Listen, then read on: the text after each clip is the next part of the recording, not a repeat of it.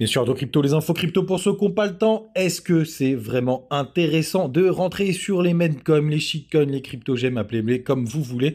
On va parler de ça ce matin parce que je sais qu'il y en a beaucoup qui se posent la question parce que parfois on peut faire des multiplicateurs qui sont complètement barjots.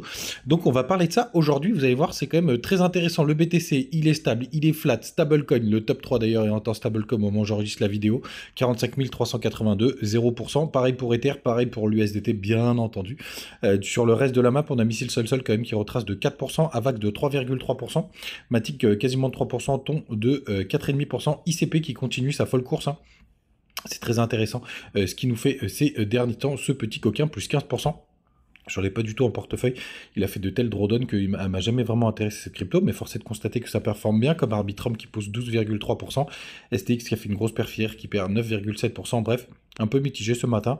Allez, quand même MKR qui pousse 14%. C'est intéressant de le noter, les gars, du côté du daily du BTC, et après on rentrera dans le vif du sujet.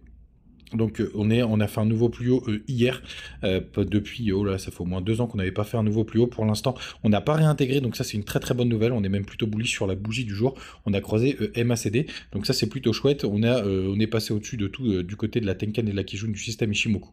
Donc ça c'est plutôt pas mal. On peut aller jeter un œil au RSI, hop, relative. Attends, on va taper RSI directement. Il est où ce coquin? Indice de la force relative, c'est celui-là. Pour voir comment on est toujours en zone de... pour le coup, attention, on continue d'ailleurs les divergences. Hein. Là, on a des très très belles divergences, ça c'est très intéressant, ça fait longtemps que je n'en avais pas parlé. Vous voyez, on fait un point plus haut sur le RSI, mais pour l'instant, on n'a pas fait un point plus haut sur le cours, pardon, mais on n'a pas fait un point plus haut sur le RSI. Pas de divergence pour le moment, puisque il faudra breaker les 49 points du RSI pour marquer une belle divergence, donc on peut continuer comme ça de pump, et c'est pas mal parce que vous voyez on a quand même pas mal dégonflé mais de façon latérale, donc ça c'est plutôt chouette. Ça nous permet quand même d'aller chercher du jus. N'oubliez pas la target haute, pour moi la première zone danger elle est vers les 48 200$. D'ailleurs ça correspond au plus haut qu'on avait connu, je crois que c'était en 2022, qui est juste là. Hop. Donc il y a pas mal de stops qui sont situés à ces zones-là, donc une zone très importante pour le marché. Et si jamais on a un retracement, les 38,2 sont à 34 318, qui serait pour moi la zone très intéressante de rebond. Vous savez tout de ce côté-là, du côté du contrat futur, rien de très intéressant. On est quand même sorti du RNC, quelque chose de très intéressant quand même, c'est qu'on peut supprimer ce gap, il a été clôturé. Par contre, on en a un nouveau qui s'est formé, qui est jusqu'aux 43 180$. Donc ce serait quand même assez logique d'aller le combler, donc plutôt un retracement possible à un moment donné jusqu'à cette zone. D'ailleurs je pense que petit à petit, vu qu'on accumule, et quand on aura le gros drawdown, on va vraiment résoudre tous ces petits gaps qu'on a formés, etc. Donc ce sera très intéressant à surveiller ces zones, ça nous permettrait aussi d'être peinard. Les gars, on rentre dans le vif du sujet juste après avoir regardé les cartes des liquidations, parce qu'il ne se passe pas grand chose, mais on a un gros pic désormais qui est aux 46 250$, donc c'est là où il y a pas mal de stops qui sont positionnés. Du côté des liquidations, ça c'est plutôt une bonne nouvelle, donc à mon avis on peut continuer de pumper. On a pas mal de jus parce qu'on a des points de liquidité qui se situent avec des leviers 100, voilà, les coquins 45 800, donc pas mal de gens qui sont amusés à être bearish. On a une majorité de longues sur les dernières 1 heure, et sur 24 heures, on est plutôt à la parité.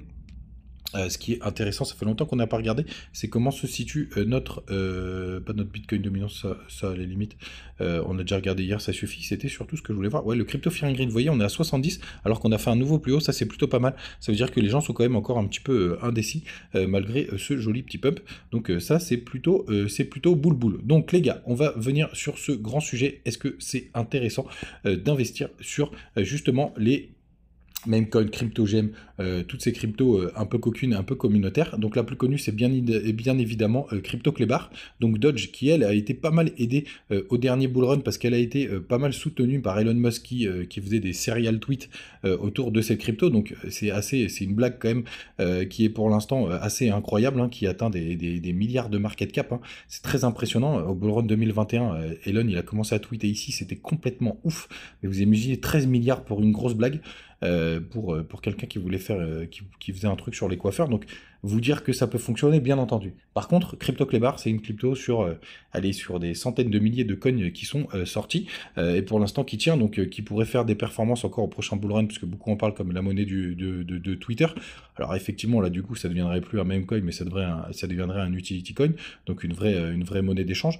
Pour l'instant, c'est pas vraiment le cas, et bien entendu, l'autre crypto qui a fait des folies au dernier bullrun, c'est le Shiba. Donc effectivement, le Shiba, il y a même un article qui part très bien du sujet. Juste ici, il y a un mec qui a investi quasiment 8000 $ à la sortie du Shiba, ce qui a fait qu'il a atteint un pic à peu près 1,7 milliard de dollars grâce à ça. En fait, il en a vendu tout au long de la montée, et là, il est monté jusqu'à 168 millions quand il a vendu, donc c'est assez énorme, donc oui, ça peut faire des vignonnaires. Mais la réalité, les gars, c'est que ce mec-là, il est complètement barjot, complètement taré, foutre 8000 $ sur un meme coin, il faut être complètement con ou déjà très très riche, et du coup, on s'amuse. Donc, le plus important, c'est est-ce qu'on peut investir, investir sur des meme coins. Je vais vous dire la réalité, les gars, bien sûr que vous pouvez le faire, parce que c'est assez drôle, c'est assez fun, etc. Franchement, c'est comme prendre un levier 50, ou c'est comme aller s'amuser au casino. Si vous avez 1000 balles de crypto, ne mettez surtout pas 500 $ ou 800 $ dans un meme coin. Moi, par exemple, par rapport à mon portefeuille, je m'autorise à avoir à peu près un budget de 2000 $ sur 2-3 meme coins, etc. Parce que si jamais je les perds, ce qui sera sûrement le cas sur la majorité des cryptos, sauf si on rentre de façon assez early, mais la réalité, c'est que ça reste une énorme connerie, ça reste comme du trading complètement dégène. Donc, est-ce qu'il faut le faire? Il faut le faire proportionnellement à son portefeuille, et après, essayer de trouver le petit meme coin qui vous va bien.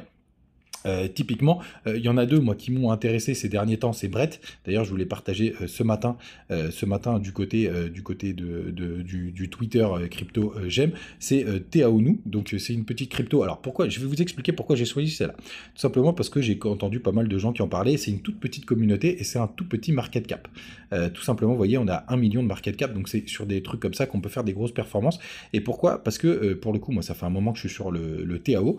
D'ailleurs, à ce petite parenthèse sur le sujet, le TAO, ça a été trouvé par Dreadbongo, qui est un Twitter que j'aime beaucoup.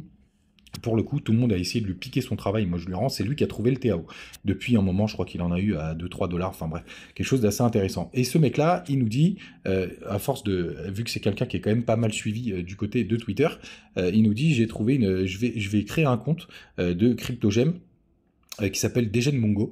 Je vais essayer de vous le retrouver. Hop, Degen Mongo, parce qu'il a dit moi j'en ai marre de mettre en avant des gemmes alors que je suis un truc sérieux.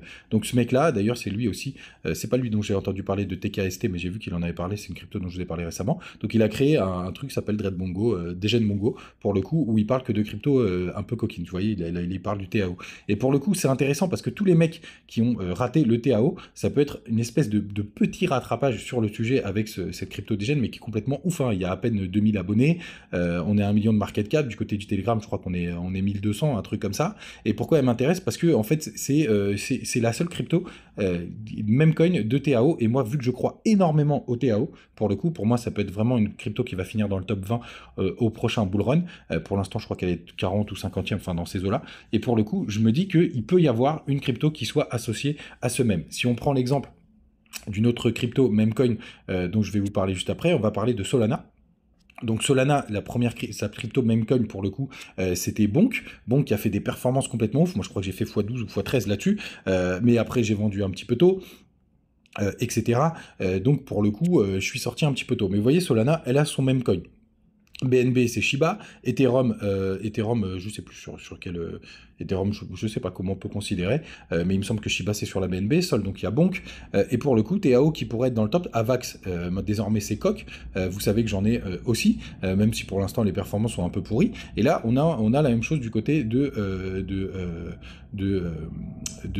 comme j'allais dire, de Solana, avec une deuxième qui serait Brett, qui a un tout petit market cap, aussi pareil, qui monte en puissance, donc ça c'est plutôt pas mal parce que j'aimerais être early. Par contre c'est complètement dégène, d'ailleurs je fais des belles performances dessus, là je dois être à x2, je suis rentré à 1,5 million de market cap, je suis rentré à 0,013.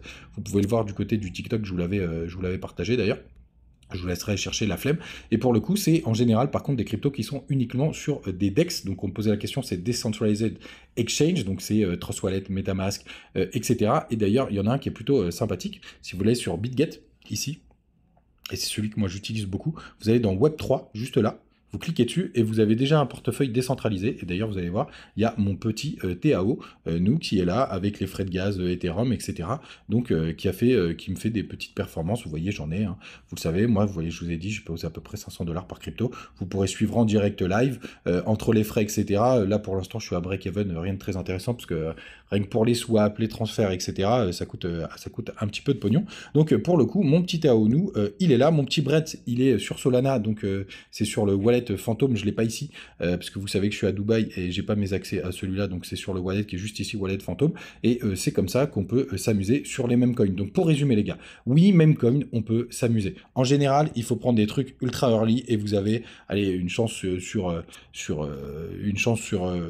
10 que ça fasse une belle performance. Pour le coup, si on rentre tôt, ça peut être intéressant parce que ça peut faire des trucs assez sympathiques, et bien entendu que du coup, bah, vous pouvez aller chercher des fois 1000 si la crypto est perce, mais il y a très peu de chances que ça arrive. Mais en tout cas, ça reste assez dégène, ça reste assez drôle. Si vous sortez à temps, si vous avez la technique du x2, dès que vous faites x2, bah, tout simplement, vous sortez du marché. Vous sortez la moitié, comme ça, vous êtes peinard. Mais en tout cas, je m'amuse avec, et surtout les gars, mettez quelque chose de très proportionnel. C'est 0,01% de votre portefeuille, ou à grand maximum 1% dans les mêmes coins, mais jamais plus les gars. Et puis après, effectivement, on peut s'amuser à faire des belles performances, mais vous attendez pas à aller chercher 1,6 milliard de dollars comme l'autre fou qui a eu ça sur Shiba. Bravo à lui, hein, attention, hein, mais il a acheté un ticket de loto, il a dépensé 8000 $, dans du loto, et il a gagné, mais c'est complètement barjot. Je vous invite vraiment à pas faire ce genre de choses, mais plutôt de faire proportionner et de vous amuser, surtout de vous amuser, mais parti du principe que vous allez tout perdre. Parce que en crypto, vous allez potentiellement, vous pouvez tout perdre, mais alors dans les mêmes coins, vous avez 90% de chance de tout perdre parce que vous ne vendrez pas au bon moment, parce que c'est très compliqué, mais bien entendu, on en reparlera. N'hésitez pas à mettre vos petits meme coins en commentaire, je pourrais les partager du côté du compte Twitter. N'hésitez pas à me dire aussi ce que vous en pensez. C'était une vidéo un peu plus longue, mais je sais que c'est un sujet qui en passionne plus d'un. Et puis on se retrouve demain matin, comme d'hab, pour une nouvelle vidéo. Vous avez comme d'hab, les liens vers KuCoin, BitGet et notre ami BingX en commentaire. Ciao!